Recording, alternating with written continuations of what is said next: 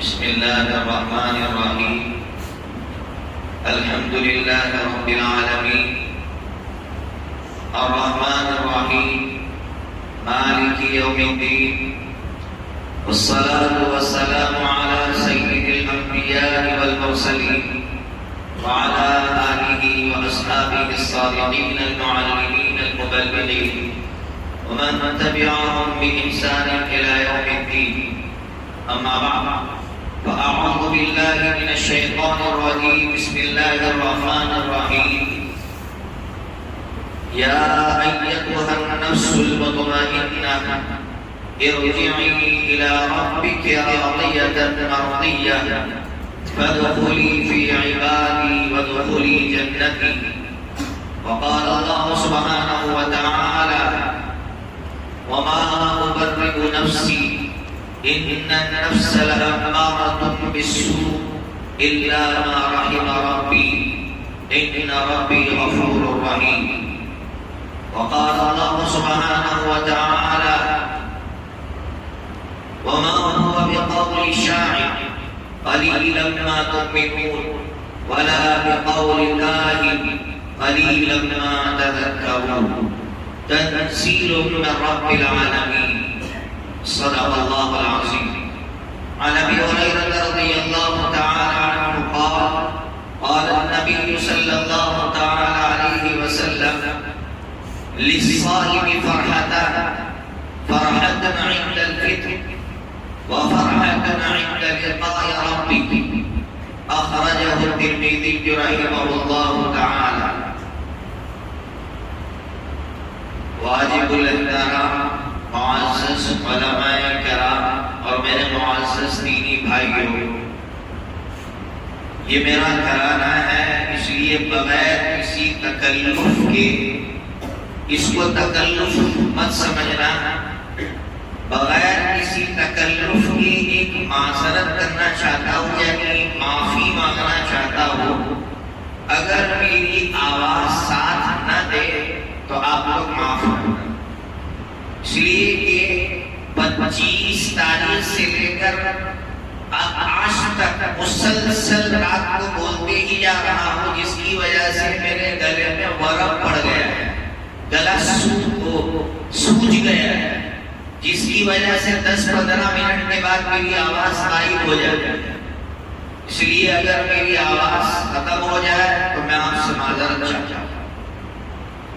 سب سے پہلے میں چونکہ رمضان کے تعلق سے کچھ باتیں عرض کرنی ہے، اس لیے رمضان کے روزے جو ہم رکھنے جا رہے ہیں اس کے مقاصد سب سے پہلے سمجھا کہ رمضان کے روزے کیوں رکھتے ہیں، کیا مقاصد ہے.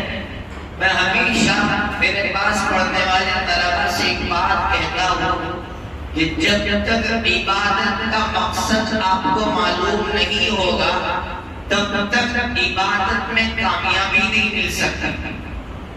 ہاں یہ ہوگا جیسے مثال کے طور پر آپ کے گھر میں کوئی پریشانی آئی، دوڑ کر آئیں گے نماز ضرور پڑھیں گے، کاروبار نہیں چل رہا ہے آ کر نماز پڑھیں گے، یہ ضرور ہوگا، لیکن یہ حقیقی معنی میں عبادت نہیں ہے. اس لیے علامہ اقبال رحمۃ اللہ علیہ کا ایک شعر سناؤ، بڑا مزہ آئے گا آپ کو. کوئی جنت کا طالب ہے تو کوئی غم سے پریشان ہے. علامہ اقبال کہہ رہا ہے، سننا شاید سمجھ میں آ گیا تو بڑا مزہ آئے گا. کوئی جنت کا طالب ہے تو کوئی غم سے پریشان ہے، ضرور سجدہ کرواتی ہے عبادت کون کرتا ہے.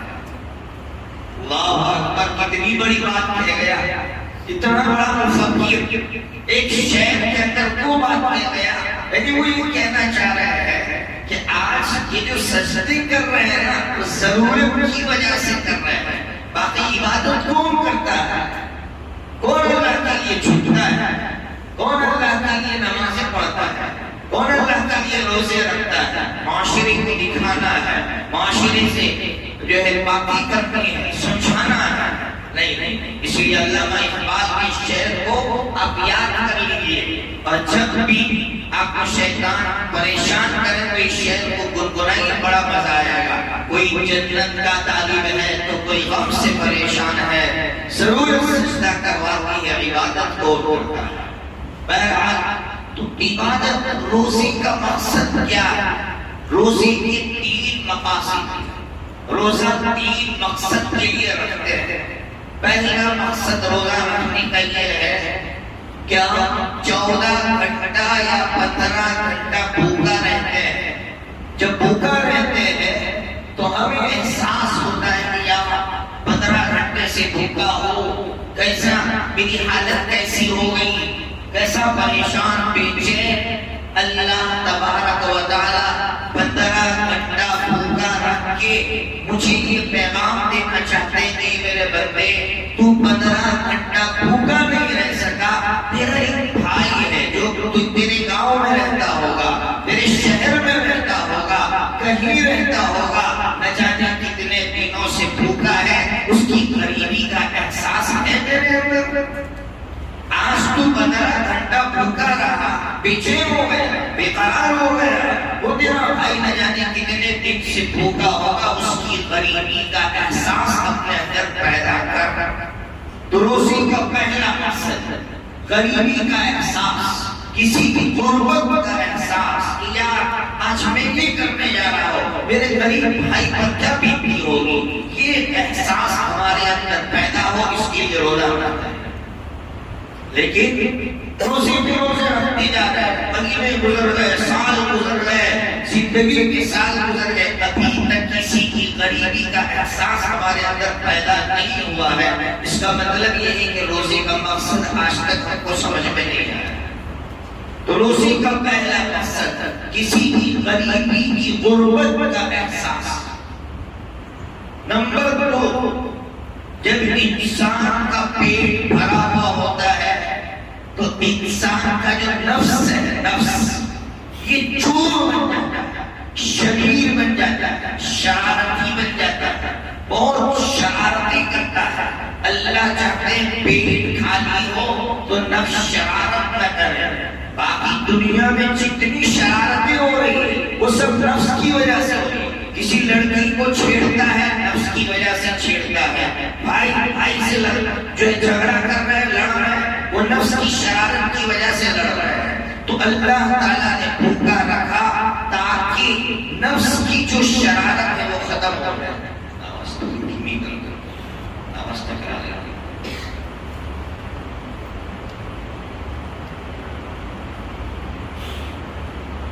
تو دوسرا جو مقصد ہے وہ ہے نفس کی شرارت کو ختم کرنا۔ اب میں آپ کو ایک واقعہ سنانا چاہتا ہوں، دل کے کانوں سے سننا۔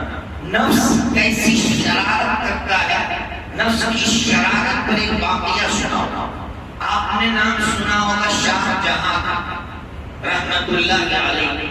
ہم ان کے لیے دعا کرتے ہیں اللہ ان پر رحمت نازل فرمائے۔ ان کی غلط کام بھی ہوں گی لیکن کچھ خوبیاں بھی تھی ان کے اندر۔ شاہ جہاں رحمت اللہ علیہ کے اندر انہوں نے تخت طاؤس بنوایا۔ آپ جب جائیں گے لال قلعے کے اندر جو دہلی میں ہے تو انہوں نے تخت طاؤس بنوایا تھا، اور لکھا ہے مورخین نے اس زمانے کے 17 کروڑ روپے کا، اس زمانے کے 17 کروڑ روپے کا تخت طاؤس بنایا۔ جب تخت طاؤس بنا دیا، اس کا افتتاح تھا، ادھاٹن جس کو کہتے ہیں اوپننگ۔ تو اس کے اوپننگ میں پوری دنیا کے بڑے بڑے وزراء کو دعوت دی کہ آج میرے یہاں تخت طاؤس کا افتتاح ہونے جا رہا ہے۔ تخت طاؤس آپ میں سے بہت سے لوگوں نے دیکھا ہوگا، اب اوریجنل شکل میں نہیں رہا ہے۔ اس کی اوریجنل شکل میں جو ہیرے وغیرہ تھے تو انگریز چرا کر لے گئے۔ تخت طاؤس، یہ جو تخت طاؤس ہے اس کا افتتاح تھا، بادشاہ براجمان ہے تخت طاؤس پر، بیٹھا ہوا ہے تخت طاؤس پر، اور پوری لائن میں وزراء بیٹھے ہوئے ہیں۔ اچانک بادشاہ کھڑا ہو گیا، پانی لاؤ۔ لوگ پریشان حیران، پانی منگوا رہا ہے بادشاہ، آپ پانی لاؤ، پینے کا پانی نہیں، لوٹے میں پانی لیا، لوٹے میں پانی منگوایا۔ اس نے اسی تختے طاؤس کے پاس بیٹھ کر وضو کیا، وضو کرنے کے بعد تختے طاؤس پر بیٹھ کر اس نے 2 رکعت نفل پڑھی۔ لوگ حیران ہیں، دنیا کے گزارا بیٹھے ہوئے ہیں اور یہ کیا کر رہا ہے؟ وضو کر رہا ہے اور پھر نماز پڑھ رہا ہے۔ سنیے گا، شاہ جہاں رحمت اللہ علیہ نے فرمایا بات اصل یہ ہے کہ جب میں تختے طاؤس پر بیٹھا تو میرے نفس نے یہ کہا، آج تو اعلان کر دے۔ کیا اعلان کر دے؟ انا ربکم الاعلی، کہ میں سب سے بڑا رب ہوں، یہ اعلان کر دے۔ تو اب شاہ جہاں فرماتے ہیں چونکہ اللہ والوں کی صحبت میں رہے تھے تو شاہ جہاں فرماتے ہیں فوراً اللہ کی طرف متوجہ ہوا اور اللہ سے کہا، اللہ یہ شیطان مجھ سے کہہ رہا ہے، یہ نفس مجھ سے کہہ رہا ہے کہ اس پر بیٹھ کر اعلان کر دے انا ربکم الاعلی کا، آج اسی تختے طاؤس پر بیٹھ کر کہوں گا سبحان ربی الاعلی، انا ربکم الاعلی نہیں کہوں گا، آج کہوں گا سبحان ربی الاعلی۔ یہ نفس کی شرارت کہاں لے جاتی ہے انسان کو؟ پیسے آئے نفس کہاں لے جاتا ہے، کیسی کیسی شرارتیں کرواتا ہے، نوجوانوں کو حقے کی طرف لے جاتا ہے، نوجوانوں کو ڈرگس کی طرف لے جاتا ہے، یہی نفس لے جاتا ہے۔ تھوڑے پیسے آئے عیاشیاں کرواتا ہے۔ ابھی میں کہانی میں سنا رہا تھا ہمارے علماء سے کہ ہمارے یہاں 14 گاؤں ہے، عالمپور میں 14 گاؤں ہے، 14 گاؤں کا سروے کیا گیا تو 14 گاؤں میں ایک سال میں جو گٹکا کھاتے ہیں اس کا خرچ 34 کروڑ روپے ہے۔ گٹکا کا خرچ ایک سال میں 34 کروڑ روپے ہیں۔ تو میں نے کہا یہ تو صرف گٹکا کا خرچ ہے، باقی نوجوان جو حقے پی رہے ہیں، نوجوان جو ڈرگس لے رہے ہیں، نوجوان جو عیاشیاں کر رہے ہیں، واقعی میں جائیے آپ، ایسے ایسے نوجوان والے بیٹھے ہیں، کہاں جاتے؟ چلو بمبئی کھانے کے لیے جاتے ہیں، چلو سورت کھانے کے لیے جاتے ہیں۔ کیا تماشا ہے بھائی؟ پیسے ہیں تو کبھی بمبئی کھانے کے لیے جا رہا ہے، کبھی سورت کھانے کے لیے جا رہا ہے۔ یہ نفس کی شرارت ہے۔ اللہ تعالیٰ روزہ رکھوا کر نفس کو کچلنا چاہتے ہیں، کچل دے نفس کو تاکہ تیرا نفس اس طرح کی شرارت۔ میں ہمیشہ میرے دوستوں سے کہتا ہوں، نوجوان میرے دوست ہیں، کبھی نفس آپ سے بھی کہے گا چلو بمبئی کھانے کے لیے جاتے ہیں، چلو سورت کھانے کے لیے جاتے ہیں، چلو فلاں جگہ کھانے جائیے، لیکن ایک علاج دیتا ہوں، دماغ سے سوچیے وہاں جاؤں گا کتنا خرچ ہوگا؟ مثال کے طور پر 5000 خرچ ہوگا، 1000 روپیہ صدقے کے ڈبے میں ڈال کر جائیے، 1000 روپیہ صدقے کے ڈبے میں ڈال کر جائیے، پھر آئندہ دھیرے دھیرے دھیرے آپ کے اندر سے عادت ختم ہو جائے گی۔ اس لیے یہ صدقے کی برکت ہوگی کہ آپ کو عیاشی سے صدقہ واپس لائے۔ میں نے نوجوانوں سے کہا، ہمارے یہاں بھی ایسے لڑکے ہیں، میں نے ان سے کہا ایسا کر لو، ایک مرتبہ کر کے دیکھو، تھوڑا سا صدقہ نکال لو تو یہ نفس آپ کو شرارتوں سے واپس لائے گا۔ تو دوسرا مقصد تھا نفس کی شرارت سے بچانا۔ تیسرا جو بہت اہم مقصد ہے وہ سمجھیے، یہ میں نے آپ کو تیسرا مقصد اس سے پہلے بھی بتلایا ہے۔ تیسرا مقصد یہ ہے کہ میری بیوی میرے لیے حلال، میرا کھانا میرے لیے حلال، میری ملکیت کا پانی میرے لیے حلال، لیکن میرے رب نے کہا ابھی نہیں تو میں رک گیا۔ میرے رب نے کہا پانی نہیں پی سکتا، رک گیا۔ میرا اللہ رمضان کے مہینے میں بیوی سے روک کر مجھ سے یہ کہنا چاہتا ہے کہ ایک مہینے کے لیے حلال بیوی سے میرے کہنے پر روکا رہا تو 11 مہینے تک جو لڑکی تجھ پر حرام اس کی طرف غلط نظر نہ دے۔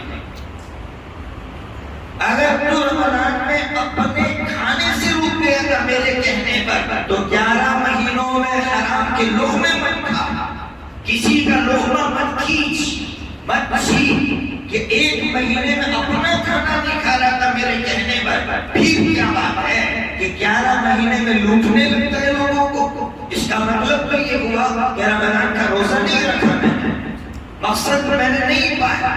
تو تیسرا مقصد یہی ہے کہ ہماری زندگی میں ایک مہینہ اللہ نے دیا ہے تاکہ جب میری زندگی کا سورج ڈوب جائے اور جب آخرت کی زندگی کا چاند طلوع ہو تو وہ عید کی طرح طلوع ہو۔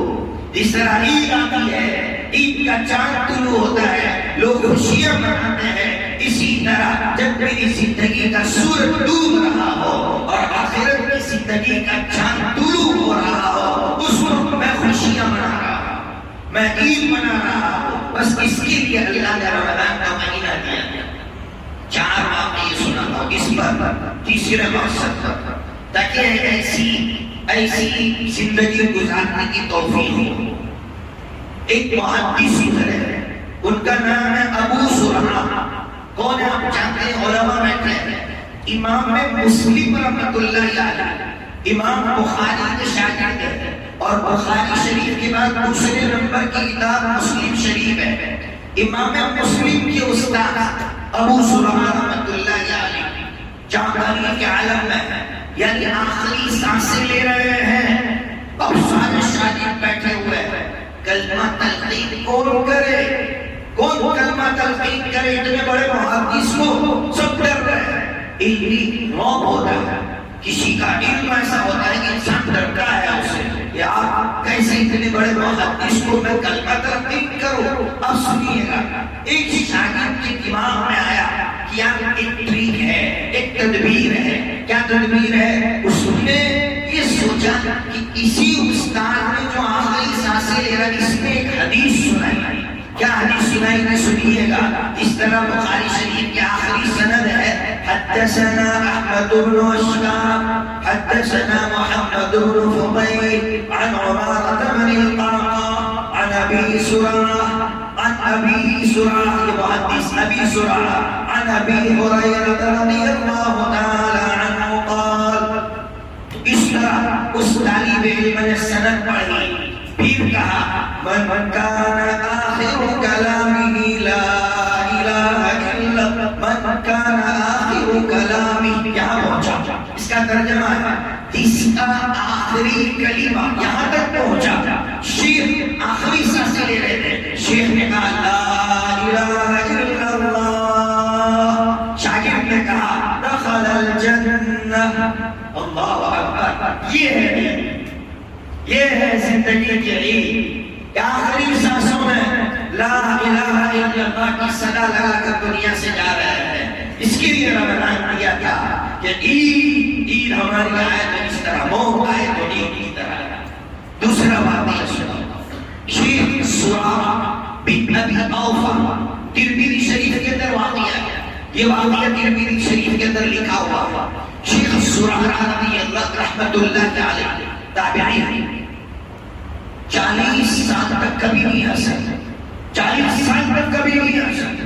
لوگوں نے کہا حضرت آپ ہنستے نہیں ہیں، تو فرمایا جس کو اپنا انجام معلوم نہ ہو وہ کیسے ہنسے؟ کیونکہ مجھے معلوم ہی نہیں کوئی موت کس پر آئے۔ جس کو اپنا انجام ہی نہ معلوم ہو وہ کیسے ہنسے؟ جب موت ہو گئی، موت کی بات اور موت کیسے کی وہ سنیے گا۔ نوجوان بات کریں کیا ہوا پریشانی ہے؟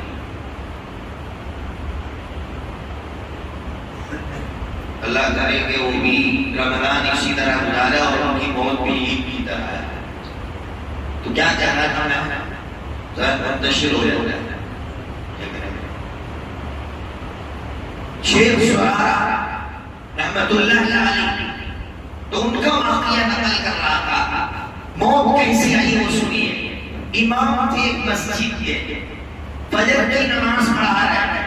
فجر کی نماز میں سورہ مدثر شروع کی، یا ایھا المدثر قم فانذر وربک فکبر وثیابک فطہر والرجز فاہجر فلا تمنن تستكبر ولربک فاصبر فإذا نقر في الناقور فذلك يومئذ يوم عسير على الكافرين غير يسير۔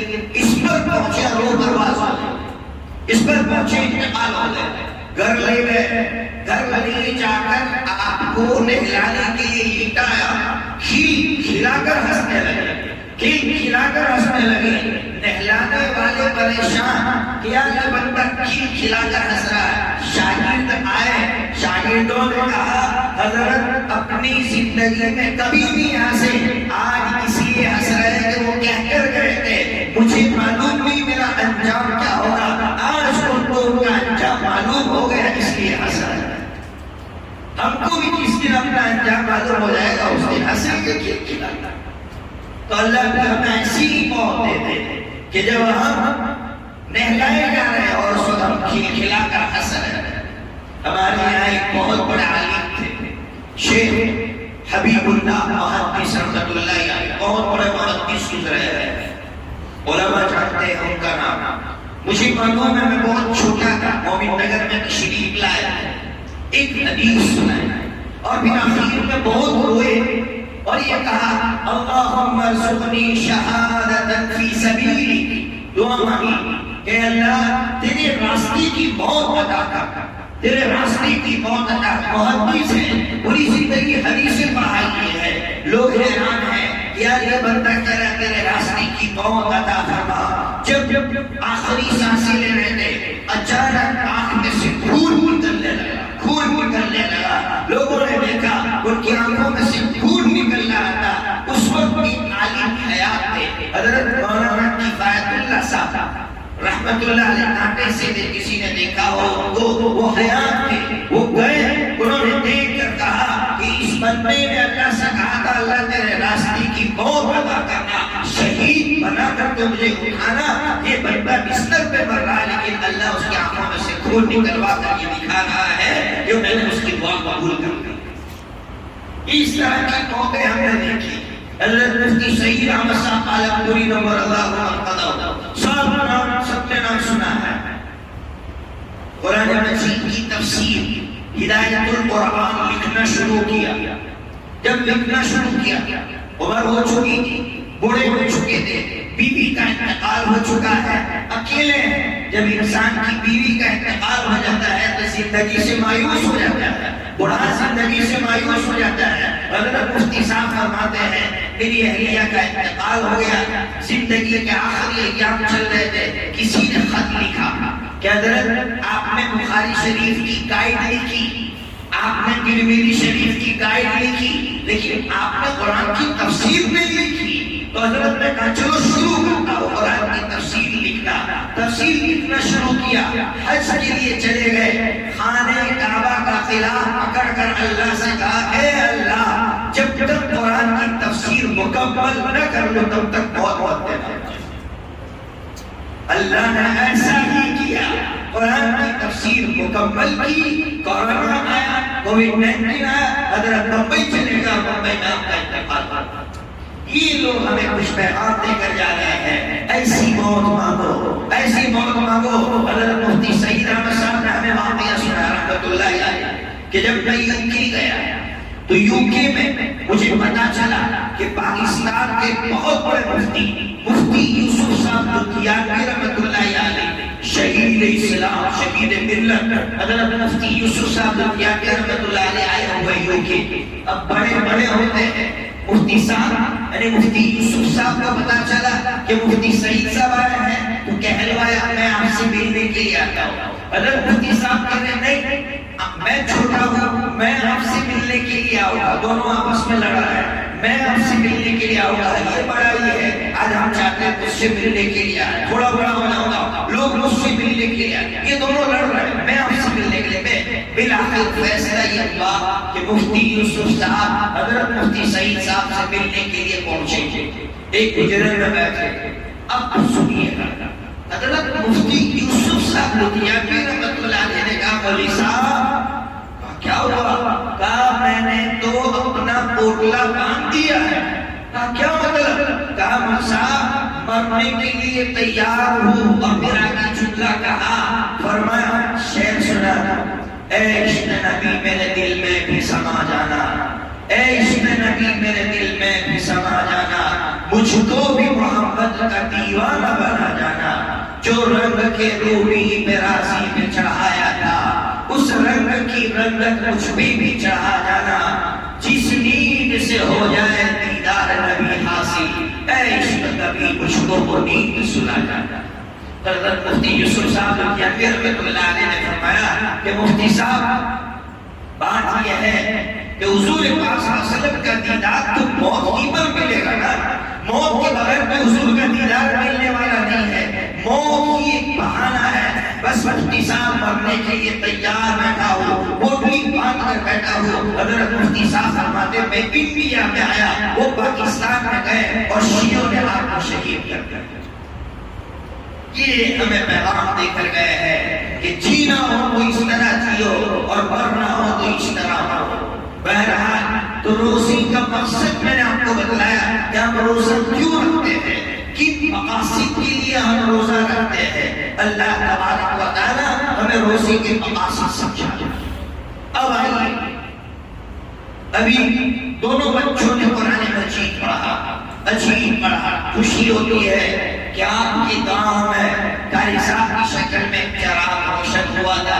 اللہ تبارک و تعالی اس چراغ سے دوسرا, تیسرا, چوتھا, پانچواں چراغ روشن کرتا ہی جا رہا ہے. ایسا خوبصورت قرآن پڑھنے والے بچے, یہ بچہ قرآن پڑھ رہا تھا. یا ایتھا النفس المطمئنہ ارجعی الی ربک راضیۃ مرضیہ فادخلی فی عبادی وادخلی جنتی. اس کا مطلب کیا ہے؟ اس کا مطلب یہی ہے کہ جب میری روح آخری مرحلے پر ہوگی, یعنی مرنے کا وقت قریب ہوگا, تو اللہ کی طرف سے فرشتہ آ کر کہے گا ارجعی الی ربک راضیۃ مرضیہ. آجا آجا, تیرا رب بلا رہا ہے, آجا تیرا رب بلا رہا ہے. تیرا رب تجھ سے راضی ہے تو اپنے رب سے راضی ہے. راضیۃ مرضیہ فادخلی فی عبادی. اللہ کہے گا میرے بندوں میں داخل ہو جا, وادخلی جنتی, میری جنت میں داخل ہو جا. اس دعا کو مانگتے رہیے, اللہم ادخلنی فی عبادک الصالحین. اے اللہ تو اپنے نیک بندوں میں ہمیں شامل فرما. تو میں کہنا ہی چاہ رہا کہ اللہ تعالیٰ نے یہ جو قرآن مجید بچوں نے پڑھا, اس سے ہمیں کیا پیغام لینا ہے, ہمیں کیا سمجھنا ہے. رمضان گزر گیا, رمضان میں رمضان گزرتا جا رہا ہے, لیکن جھوٹ نہیں لگتی. یا قرآن پڑھتا ہے, اثر نہیں ہوتا. زمین مردہ ہو چکا ہے, اس زمین کو بیدار کیجیے. جھوٹ ماری اپنے زمین پر, جھوٹ ماری. یار اتنے رمضان گزر گئے, آخر کبھی آنسو کیوں نہیں آتا رب کے سامنے, رب کے سامنے سجدہ کرتا ہو, کبھی بے قرار کیوں نہیں ہوتا, بے چینی کیوں نہیں ہوتی, یہ صفت ہمارے اندر کیوں پیدا نہیں ہو رہی ہے. ایک واقعہ سنا کر یہ بات آگے بڑھاؤں گا. شیخ حمید الدین رحمۃ اللہ علیہ کا واقعہ سناتا ہوں. شیخ حمید الدین رحمۃ اللہ علیہ اپنے زمانے کے بادشاہ, کوئی فقیر غریب نہیں تھے, اپنے زمانے کے بادشاہ. باندی سے کنی سے یہ کہا میرا جو روم ہے سونے کا, اس کا بستر اچھی طرح تیار رکھنے کا, مخمل بچھاؤ, نرم و نرم بستر تیار کرو. ٹھیک ہے حضرت, ہمیشہ روزانہ بادشاہ کے لیے بستر تیار کر رہی ہے, مخمل کی چادر بچھا رہی ہے, نرم و نرم بستر بچھایا جا رہا. ایک دن کنیز کے دماغ میں آیا, یار بادشاہ جانے کا تو بڑا وقت ہے, سو کر دیکھوں تو صحیح کہ بڑے لوگوں کا بستر کیسا ہوتا ہے.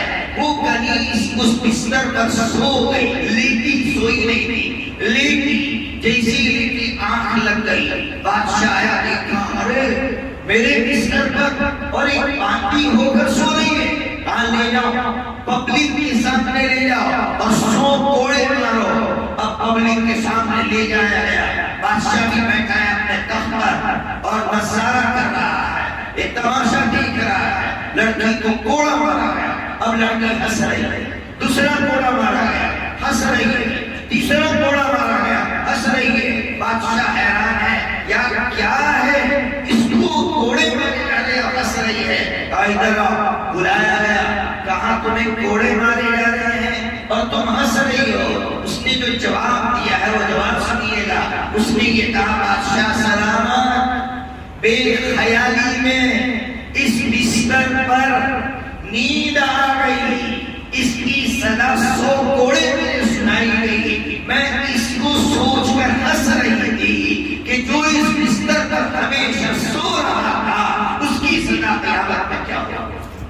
میں تو ایک دن کے لیے خیالی میں سو گئی تو 100 گھوڑے کی صدا سنائی گئی، اے بادشاہ تو اس بستر پر ہمیشہ سوتا تھا، تیری صدا کیا ہوگی؟ دل پر چوٹ لگ گئی، کیا سچ کہتی ہے اللہ کی اس نعمت کی میں نے کیا قدر کی؟ اس لیے حضرت مولانا ابراہیم صاحب دیولا دعوت برکاتہ ایک عجیب جملہ ارشاد فرماتے ہیں۔ میں مولانا ابراہیم صاحب سے کہہ رہا تھا جب آپ لوگوں کے یہاں آتے ہیں اور آپ لوگ کھانا کھلاتے ہیں تو ڈر لگنے لگتا ہے، حضرت مولانا فرماتے ہیں کہ جب تم کو قوم زیادہ کھلائے تو سمجھ جانے کا کہ حساب بھی کھڑا ہوگا، حساب بھی اپنا کھانا کھڑا ہوگا، تم نے ان کا کھایا، ان کا پیا اور ان کے ساتھ تم نے کیا کیا، ان کو کیا دیا، ان کے ساتھ تمہارا کیا سلوک رہا۔ حضرت مولانا فرماتے تھے اگر قوم کا کھا رہے اور قوم تمہیں کھلا رہی ہے تو یہ ڈرنے کا مقام ہے کہ کل اللہ تمہارا حساب لے۔ تو بہرحال اس بادشاہ کے دل پر چوٹ لگی، بادشاہ جنگلوں میں نکل گیا، جنگلوں کی خاک چھانتا گیا، 165 سال کی عمر پائی ہے شیخ حمید الدین نے، اور سلسلے چشتیہ کا امام بنا بعد میں جا کر، اور ہمیں یہ پیغام دے کر گیا، اے نوجوانوں اللہ کی کتنی نعمتیں کھائی لیکن اللہ کی نعمتیں کھانے کے بعد بھی دل پر چوٹ نہیں لگی، پھر بھی دل پر چوٹ نہیں لگی کہ یار مسجد کی طرف جاؤ، اللہ کی طرف دوڑو، اللہ کی طرف بھاگو، نہیں، دل پر چوٹ نہیں لگ رہی۔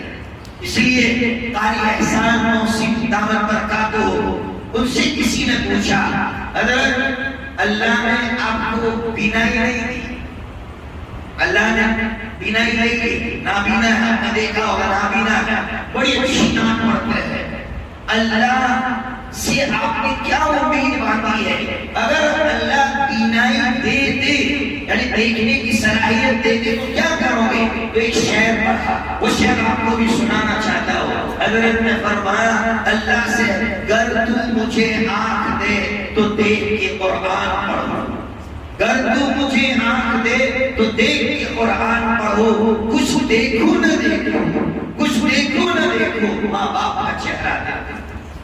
کیا یہ نعمت نہیں ہے ہمارے پاس؟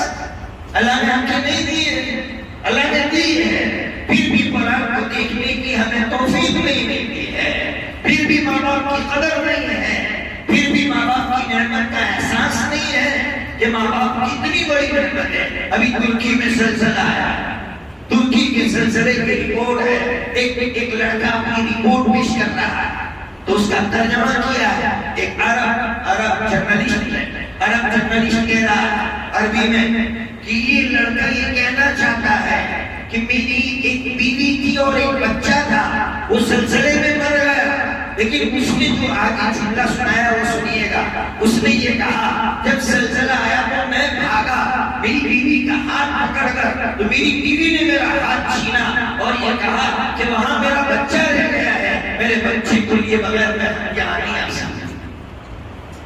یہ ماں ہے، ماں، اس کو ماں کہتے ہیں، اسی جگہ شہید ہو گئی، اسی ملبے میں دب گئی، مر گئی، شہید ہو گئی، لیکن ہمیں ہمارے دل پر چوٹ مار کر گئی۔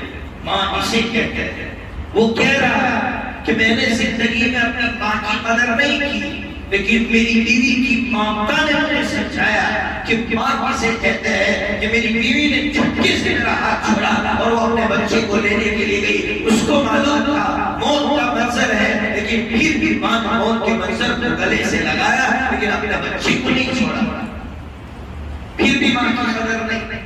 نوجوان اپنے ماں باپ کی قدر کرو، قرآن مجید اللہ نے دیا ہے، قرآن مجید کی قدر کرو۔ میں ہر جگہ یہ واقعہ سناتا ہوں، آپ کو بھی سنا رہا ہوں تاکہ میرے دل پر بھی چوٹ لگے، آپ کے دل پر بھی چوٹ لگے۔ میں نے اس پاکستان کا واقعہ آپ کو بھی سنایا، غالباً آپ کو سنایا میں نے، پچھلی مرتبہ یا سن لیجیے۔ اس پاکستان کا واقعہ ہے، ایک بڑی عورت 1992 کے بعد کا واقعہ ہے، یعنی جب رشیا آزاد ہوا تب تو رشیا کمیونسٹ حکومت کا ماتحت تھا. جب آزاد ہوا ایک بڑی عورت دروازے پر کھڑی ہے. عرب نوجوان لڑکی گزر رہے تھے تو عرب نوجوان لڑکوں کو دیکھ کر آگے بڑھی, ان کو بلایا اور ان کا اکرام کیا, کھلایا پلایا, سب کچھ کیا. نوجوان حیران, یار یہ عورت اجنبیہ ہمیں پہچانتی نہیں ہے, پھر بھی وہ ہمارا اکرام کر رہی ہے. پوچھا کیوں ہمارا اکرام کیا؟ اس بوڑھی عورت نے جو کہا وہ سنیے گا. اس بوڑھی عورت نے یہ کہا, میں نے جب تمہیں دیکھا کہ تم عرب کے لڑکے ہو تو میرے دل میں آیا کہ میں نوجوانوں کا اکرام کروں تاکہ یہ نوجوان واپس جائے اور دوبارہ ہمارے ملک میں آئے. تو میں تم سے ایک درخواست کرتی ہوں, 70 سال میری زندگی کے گزر گئے, میں نے قرآن مجید کو دیکھا نہیں ہے, آئندہ جب بھی آؤ تو قرآن مجید کا تحفہ لے کر آئے. یہ بڑی عورت قرآن کو دیکھنے کے لیے تڑپ رہی ہے اور ہمیں قرآن مجید سامنے مل رہا ہے, سامنے ہمارا. نوجوان کھول کر پڑھنے کے لیے تیار نہیں ہے. پڑھو نوجوانوں, قرآن کی طاقت کو سمجھو. قرآن کی طاقت کو میں نے اپنی آنکھوں سے دیکھا ہے. اس کو میری پڑھائی میں سمجھنا اللہ کی بنا. ابھی میں 24 تاریخ کو چرچ میں گیا تھا, یا یہ آشادام کا جو چرچ ہے واپی میں, وہاں میرا جانا ہوا. سارے مذاہب کے ترجمانوں کو بلایا گیا, سارے دھرم والوں کے ترجمانوں کو بلایا گیا تھا. مسلمانوں کے ترجمانی کے لیے اس حدیث کا نام چنا گیا. میں جب وہاں پہنچا تو وہاں ہر دھرم کی کتاب رکھی ہوئی تھی. قرآن مجید رکھا ہوا, سکھ دھرم کا گرنتھ رکھا ہوا, بائبل رکھی ہوئی, تورات رکھی ہوئی تھی, سناتن دھرم کی وید رکھی ہوئی, رامائن رکھی ہوئی, ساری کتابیں رکھی ہوئی تھی. اب ہر ایک کو بلایا جا رہا ہے, آئی اپنے مذہب کی بات کیجیے. سکھ دھرم کا جو گرو تھا وہ اٹھا, اس نے بات کی.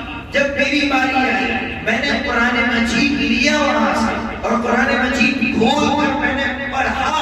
جب مجلس پوری ہو گئی, مجلس کے اختتام کے بعد جب ہم کھانا کھا رہے تھے, میرے ساتھ واپی کے جو ذمہ دار ہیں, جمعیت کے صدر انتخاب بھائی, وہ بھی میرے ساتھ بیٹھے ہوئے تھے. بتایا کہ یہ قوم ہے, فادر سے بڑا ہوتا ہے, فادر ہوتا ہے اس سے بڑا ہوتا ہے قوم. کہاں یہ کبھی کسی سے ملنے نہیں آتا, کسی سے ملنے نہیں آتا, یہ آپ سے ملنا چاہتا ہے. میں ملا, اس نے مجھ سے یہ کہا کہ میں آپ سے ملنے سے اس لیے آیا کہ مجھے تعجب اس پر ہوا کہ میرا ترجمان یعنی عیسائیوں کا ترجمان کھڑا ہوا, لیکن اس نے انجیل اپنے ہاتھ میں نہیں لی. ایک سکھوں کا گرو کھڑا ہوا, اس نے اپنے گرنتھ کو ہاتھ میں نہیں لیا. لیکن جب تمہاری باری آئی, تم نے قرآن مجید کو ہاتھ میں لیا اور اسی میں سے پڑھا. اس کا ریزن کیا ہے, کیوں آپ نے ایسا کیا؟ تو میں نے اس کا ریزن اس کو سمجھایا.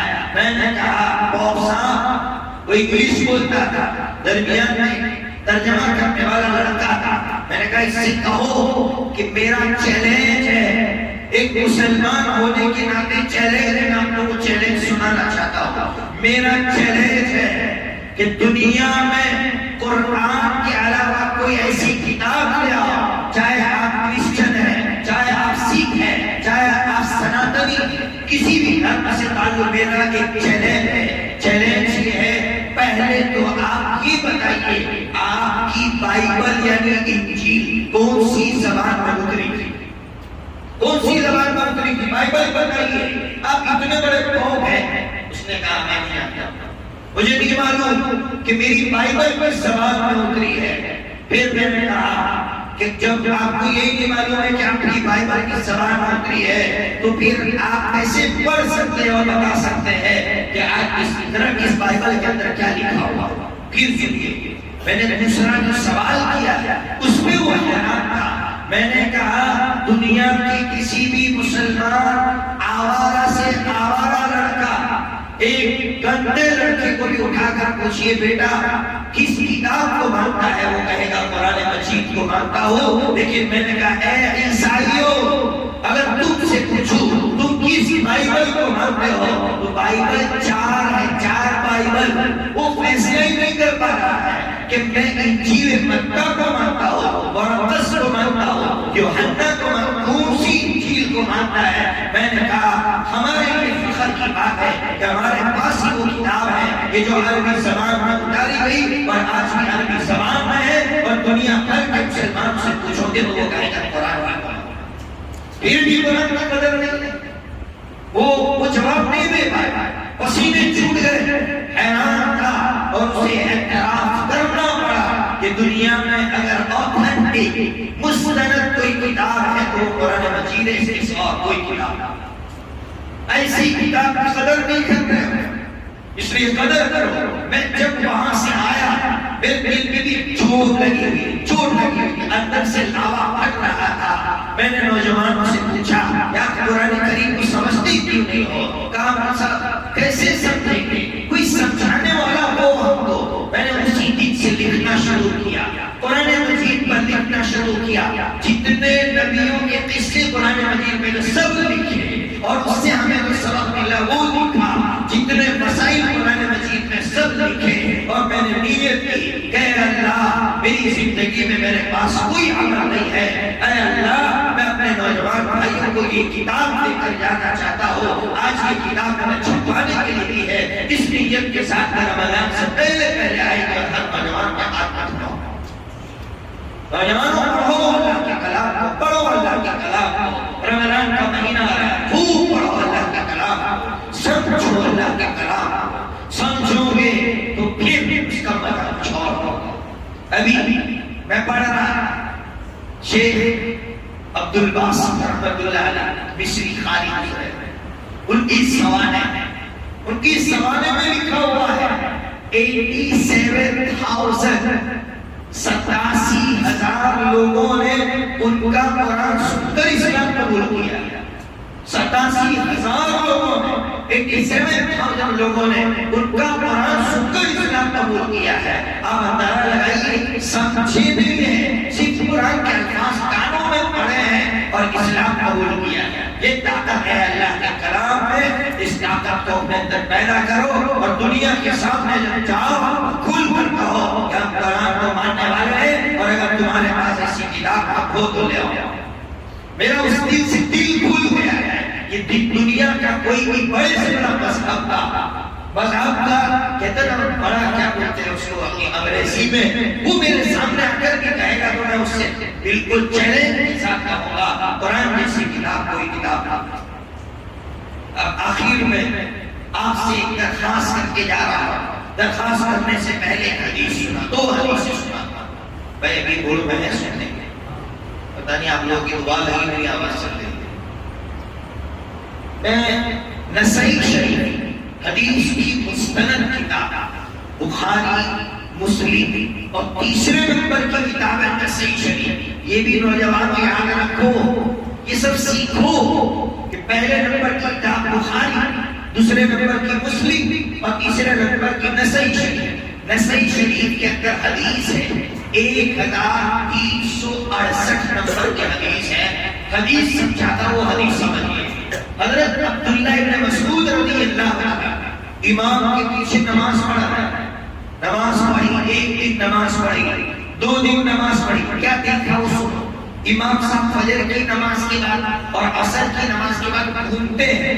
تو عبداللہ ابن مسعود رضی اللہ عنہ نے دیکھا کہ یا روزانہ داہنی طرف گھوم رہا ہے ہمارا امام، داہنی طرف روزانہ ایک ہی جگہ گھوم رہا، ایک ہی جگہ گھوم رہا. حضرت نے غصے میں آ کر یہ کہا کہ سن، تو نے اپنی عبادت میں شیطان کو داخل کر دیا. اب اس میں کون سا شیطان داخل کیا؟ حضرت نے سمجھایا کہ ہمارے نبی پاک صلی اللہ علیہ وسلم نماز کے بعد کبھی اس طرف مڑتے، کبھی سامنے دیتے، کبھی بائیں طرف مڑتے. تو نے ایک طرف کو فکس کر دیا جبکہ ہمارے نبی نے فکس نہیں کیا تھا. تجھے کس نے اجازت دی فکس کرنے کی؟ فکس کر کے تو اپنے اندر شیطان کو داخل کرنا. میں یہ سمجھانا چاہتا ہوں آج ہم بھی یہی گناہ کر رہے ہیں. کیسے کر رہے ہیں؟ آپ سے پوچھو شب قدر کب آئے گی؟ سارے نوجوان کہیں گے 27 کی رات کو آئے، 27 کی رات کو آئے گی. کس نے اجازت دی ہمیں کہ ہم 27 کی رات کو فکس کریں جب ہمارے نبی نے فکس نہیں کی؟ ہم کیسے فکس کر سکتے ہیں؟ فکس کر کے ہم گناہ کا کام کر رہے ہیں. 27 کی رات فکس نہیں ہے. دلیل دیتا ہوں, اگر 27 کی رات فکس ہوتی تو ہمارے نبی 10 دن کا اعتکاف کیوں کرتے, آخری عشرے کا اعتکاف کیوں کر رہے ہیں؟ پھر ایک ہی دن کا اعتکاف کرتے, 27 کے دن کا اعتکاف کرتے. آخری عشرے کا اعتکاف کر کے ہمیں پیغام دیا ہے ہمارے نبی نے کہ لیلۃ القدر آخری عشرے میں کبھی بھی آ سکتی ہے. 21 کو آ سکتی ہے, 22 کو آ سکتی ہے, 23 کو آ سکتی ہے, کسی بھی رات میں آ سکتی ہے. 27 کو فکس مت کرو, بہت نقصان ہوا امت کا. امت 27 کو آتی ہے, بیان ہوتا ہے, روتی ہے, چلی جاتی ہے. دوسری راتوں کا کیا ہو سکتا ہے؟ 21 کو شب قدر ہو, 22 کو شب قدر ہو. اس لیے آخری عشرے میں تلاش کرو لیلۃ القدر. کریں گے نا بھائی؟ کیسے کریں گے؟ میں نے بتایا تھا نا, بتایا نہیں بتایا. چلو بتا, 6 کام کرو, بس 6 کام کرو, آپ کو لیلۃ القدر مل جائے. ہر نوجوان کو لیلۃ القدر مل جائے. کتنی بڑی رات ہے؟ 80 سال سے زیادہ عبادت کرنے کا ثواب. عمر بھی 80 سال نہیں ہے, 80 سال سے زیادہ عبادت کرنے کا ثواب قرآن بیان کر رہا ہے. کسی اور جگہ نہیں, قرآن بیان کر رہا ہے. آپ کو وہ رات مل جائے گی. 6 کام کر لو. پہلا کام, مغرب کی نماز جماعت کے ساتھ, پابندی کے ساتھ مسجد میں آ کر ادا کریں. آپ کی تکبیر اولیٰ بھی نہیں چھوٹنی چاہیے. اہتمام کیجیے کہ آخری عشرے میں اس کا خوب اہتمام کرنا کہ میری تکبیر اولیٰ بھی نہیں چھوٹے. نمبر 2, عشاء کی نماز جماعت کے ساتھ مسجد میں آ کر ادا کریں. نمبر 3, تراویح جہاں اچھا قرآن پڑھا جا رہا ہو, تیز رفتار سے جہاں قرآن پڑھا جاتا ہے, جہاں اللہ کی لعنت برستی ہے, ایسی جگہ مت جاؤ. اس لیے میں نے واقعی والوں سے کہا 3 پارے کی تراویح بند کرو, بند کرو. ہمارے مدرسے میں بھی ہو رہی ہے برسوں سے 3 پارے کی تراویح. اچھے لوگ پڑھنے کے لیے تیار نہیں ہے, اس لیے کہ وہ کہتے ہیں کہ کیا پڑھا جا رہا ہے ہمیں کچھ سمجھ میں نہیں آیا. ایسا قرآن سال میں ایک مرتبہ موقع ملتا ہے, پھر بھی ہم ڈنڈیاں مارتے ہیں. قرآن سننے میں بھی ڈنڈیاں مارتا ہے. اچھا قرآن جہاں پڑھایا جاتا وہاں جا کر تیسرا کام کرو, تراویح پڑھو. اور اسی تراویح نہیں کہ پیچھے بیٹھ کر شور کر رہے ہو اور جب رکوع میں امام جائے تب آپ رکوع میں جائیں. ایسی تراویح نہیں, امام کے ساتھ آپ شروع سے شریک ہو جاؤ. چوتھا کام, سو جاؤ اور سو کر اٹھ کر تہجد پڑھو. 8 رکعت پڑھ سکتے ہو, 8 رکعت پڑھو. نہیں تو 6, نہیں تو 4, نہیں تو 2 پڑھو. یہ چوتھا کام کرو. 5واں کام, سو بن جاؤ سحری کر کے, آ کے مسجد میں فجر کی نماز پڑھو. اور 6واں کام یہ کرو کہ آخری عشرے میں ادھر ادھر گھومنے کے بجائے الگ ہو جاؤ. کسی سے ملوں گا نہیں تاکہ غیبت نہ ہو, کسی سے ملوں گا نہیں تاکہ کسی کا مذاق نہ اڑاؤ, گناہ کا کوئی کام نہ ہو, بس اس کے لیے الگ ہو جاؤ. یہ 6 کام کر لو, اللہ تبارک و تعالیٰ لیلۃ القدر ہر نوجوان کو عطا کریں گے. آسان ہے کہ مشکل ہے؟ آسان ہے نا. اللہ تعالیٰ ہر نوجوان کو شب قدر عطا فرمائے. اور پھر آخر میں نے دہلی کے کچھ لوگ بھی آئے, میں وضاحت کرتا. قاری صاحب نے مجھ سے پوچھا کہ آپ نے دہلی میں ایک بات کہی تھی جو بعض لوگوں کو سمجھ میں نہیں آئی, نہیں آتی ہے کسی کو, تو اس کا حل کیا ہے؟ میں نے آپ سے کوئی بات کی, آپ کو سمجھ میں نہیں آئی, تو اس کا حل کیا ہوتا ہے؟ آپ ڈائریکٹ آئیے مجھ سے ملیے, کیونکہ بہت سی باتیں نہیں ہوتی ہیں. آپ کو ایسا لگتا ہے ابھی تک سنی نہیں تھی, یہ کون سے لائے, مجھ سے ملیے یا کسی اچھے عالم سے ملیے, پوچھیے تب حل ہوگا. تو قاری صاحب نے کہا کہ یہ جو درود لگا ہوا یہ درود, اس کے بارے میں نے یہ کہا تھا کہ یہ جو بات ہے کہ بھئی جمعہ کے دن اسی جگہ بیٹھ کر 80 مرتبہ جو پڑھے گا اس کو کیا ہے 80 سال کا ثواب ملے گا اور 80 سال کے گناہ, یہ حدیث میں نہیں ہے, یہ کسی حدیث میں نہیں ہے. ہاں صرف درود پاک ہے. آپ درود پڑھیے, آپ کو عصر کے بعد پڑھنا ہو عصر کے بعد پڑھیے, ظہر کے بعد پڑھنا ہو ظہر کے بعد پڑھیے, فجر کے بعد پڑھنا ہو فجر کے بعد بات، لیکن فکس مت کیجیے، اپنی نبی سمجھایا میں نے، ہم اپنی طرف سے کوئی چیز فکس نہیں کر سکتے ہیں، ہمیں کوئی حق نہیں ہے، جب ہمارے نبی نے فکس نہیں کیا تو ہمیں فکس کرنے کی اجازت نہیں ہے۔ اس لیے بات کو سمجھیے کہ وہ درود نہ پڑھنے کے لیے نہیں کہا، پڑھیے درود، لیکن میں نے یہ کہا کہ یہاں لگاؤ، مسجد کی انتظامیہ سے کہتا ہوں یہاں لگاؤ، فرض نماز کے بعد کی دعا کیا ہے؟ بھائی بتاؤ، فرض نماز کے بعد کی دعا کیا ہے؟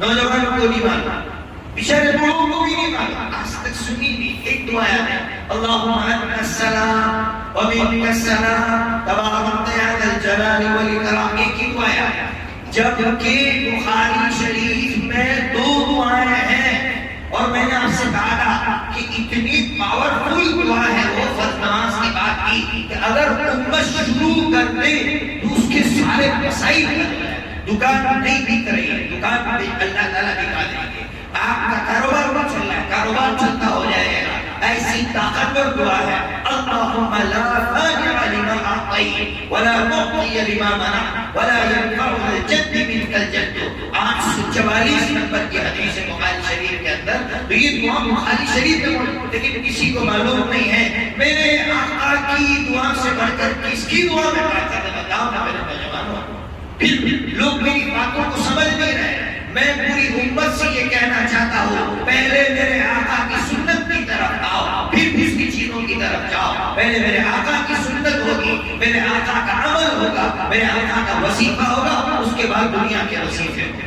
پہلے میرے آقا کے وظائف بھی معلوم ہے، پھر ہم دنیا کے وظیفے لے کر بیٹھے۔ اس لیے میں نے 25 دعائیں، دن کی 25 دعائیں چھپوائی ہے کارڈ کی شکل میں۔ میں چاہتا ہوں ہر گھر میں ہر نوجوان اس کو یاد کرے، کرکٹ کا کمپٹیشن ہوتا ہے، کرکٹ کھیلے جاتا ہے، کھیلو، میں نے کبھی منع نہیں کیا، لیکن نوجوانوں کبھی دعاؤں کا کمپٹیشن رکھو، کبھی دعاؤں کا کمپٹیشن رکھو، کبھی تلاوت کا کمپٹیشن رکھو کہ رمضان میں کون جو 10 قرآن ختم کرے گا اس کو اتنا انعام ملے گا، ایک چھکا لگانے پر وہ انعام ملتا ہے، بیٹ جیتنے پر انعام ملتا ہے۔ ہمارا کمپٹیشن تو قرآن کی تلاوت میں ہونا چاہیے تھا، ہمارا کمپٹیشن تو دعاؤں میں ہونا چاہیے تھا۔ نوجوانوں کر کے دکھاؤ، مثال قائم کرو کہ ارنانا، ٹہلی اور 5 گاؤں کے نوجوانوں نے یہ مثال قائم کی ہے کہ رمضان کے مہینے میں انہوں نے دعاؤں کا کمپٹیشن رکھا تھا، قرآن کی تلاوت کا کمپٹیشن رکھا تھا۔ میں کبھی کرکٹ سے نہیں روکتا، کھیلو نوجوانوں، لیکن سٹا نہیں ہونا چاہیے، اس میں نمازیں نہیں چھوٹنی چاہیے، گالیاں نہیں ہونی چاہیے، باقی آپ کو کھیلنا ہے کھیلیے، کھیل ہے، کھیل سے انجوائے کیجیے، لیکن اصل چیز کمپٹیشن کی یہ ہے۔ میں نے آپ سے اس سے پہلے بھی کہا تھا، میں نے ڈولر کے نوجوانوں سے کہا تھا، انہوں نے یاد کیا تھا ان دعاؤں کو، آپ کی 24 دعائیں یاد کیجیے، آپ کی زندگی میں آپ کو ایسا لگے گا کہ اللہ میرے سینے میں نور داخل کر رہا ہے۔ واقعی ایک صاحب ہے، میں عمر بھائی جان کا نام نہیں لوں گا، ان کی پوتی اچانک بیمار ہو گئی، پوتی۔ میں گیا ان کے گھر، جمعہ کے بعد کھانا تھا، میرے پاس آئے کہ آپ مفتی صاحب دیکھو میری پوتی کی حالت سوکھ گئی، سوکھ گئی۔ میں نے کہا ہوا کیا؟ کہا یار ایک ٹیوشن کے لیے نکلی، اچانک راستے میں بے ہوش ہو گئی، میرے پہچاننے والوں نے فون کیا، میں لے کر آیا، کوئی باپو یہ کہہ رہا ہے ٹھیک لگا ہے، کوئی یہ کہہ رہا ہے، حیران پریشان ہوں۔ میں نے کہا حاجی صاحب جب آپ نے اپنی پوتی کو گھر سے باہر نکالا تھا، دعا پڑھوائی تھی، بسم اللہ توکلت علی اللہ لا حول ولا قوت الا باللہ، کہا نہیں غفلت ہو جاتی ہے۔ میں نے کہا قسم کھا کر کہتا ہوں اگر بچوں کو گھر سے نکالنے سے پہلے بسم اللہ توکلت علی اللہ اور خود بھی بسم اللہ توکلت علی اللہ پڑھ کے نکلو، دنیا کا کوئی چیز تمہیں پریشان نہیں کرے۔ دعاؤں میں یہ طاقت ہے، بہرحال یہ دعائیں لایا، لے جاؤ، یاد کرو، اس کو بانٹو، اور ہر گھر میں 25 مشہور دعاؤں کو زندہ کرو۔ اللہ تعالیٰ مجھے بھی عمل کی توفیق عطا فرمائے، آپ کو بھی عمل کی توفیق عطا فرمائے۔ وآخر دعوانا الحمدللہ۔ بسم اللہ الرحمن الرحیم۔ اللهم يا ربنا لك الحمد كما أنت أهله، يا ربنا لك الحمد كما ينبغي لجلال وجهك وعظيم سلطانك، يا ربنا لك الحمد حمدا كثيرا طيبا مباركا فيه غير مكفي ولا مودع ولا مستغنى عنه۔ ربنا اللهم صل على سيدنا ومولانا محمد وعلى آل سيدنا ومولانا محمد وبارك وسلم. ربنا آتنا في الدنيا حسنة وفي الآخرة حسنة وقنا عذاب النار. پیارے اللہ جی ہم سب کے گناہوں کو معاف فرما. پیارے اللہ جی آپ کے بندے بیٹھے ہوئے ہیں. پیارے اللہ جی آپ کے بندے اس نیت سے آئے تھے کہ اللہ کی باتیں کہی جائے گی. دنیا لینے کے لیے نہیں آئے ہیں، نہ مجھ سے ملنے کے لیے آیا ہے، صرف آپ کی محبت لینے کے لیے آیا ہے. اے اللہ ان کی بدولت ہم سب کو اے اللہ اپنی محبت عطا فرما، اپنا پیار عطا فرما، اپنا عشق عطا فرما، اپنی عصمت عطا فرما. ہم گنہگاروں کو معاف فرما. اے اللہ گناہوں میں لطفت ہے. واقعہ یہی ہے رمضان کا مبارک مہینہ آ رہا ہے. پہلا عشرہ رحمت کا ہے. رحمت تو انہی لوگوں پر برستی ہے نا. اے اللہ جو گناہوں سے پاک صاف ہو، اے میرے پیارے اللہ اسی مجلس میں ہمیں گناہوں سے پاک صاف کر دے تاکہ پہلے عشرے کی رحمت ہم سب کو ملے. اے اللہ اپنی رحمت کے ہمیں حقدار کو کیا کہہ سکتے ہیں. اللہ اپنے فضل سے ہمیں رحمت عطا فرما. کوئی حق نہیں مانگتے، کوئی حق نہیں مانگتے. کچھ کیا ہی نہیں ہے تو کیا حق مانگے. کیا تو تیرے دوسرے بندوں نے ہے. ہم آپ سے فضل، آپ کے فضل سے اے اللہ آپ کی رحمت کی بھیک مانگتے ہیں. ہم سب کو اپنے رحمت کی چادر میں اللہ لے لے. اے اللہ چادر میں داخل کر دے. اے اللہ دور سے مجمع آیا ہے. اے اللہ آپ کی باتیں سننے کے لیے آیا تھا. اے اللہ جی، اے اللہ جی ہم سب کو آپ کا سچا عشق اور ایسی عظمت عطا فرما کہ اللہ آپ کا نام سنتے ہی ہمارے قدم آپ کی طرف بڑھے، ہمارے قدم آپ کی گھر کی طرف بڑھے. اے اللہ ہر نوجوان کے سینے میں کود کود کر ایسی عظمت داخل فرما.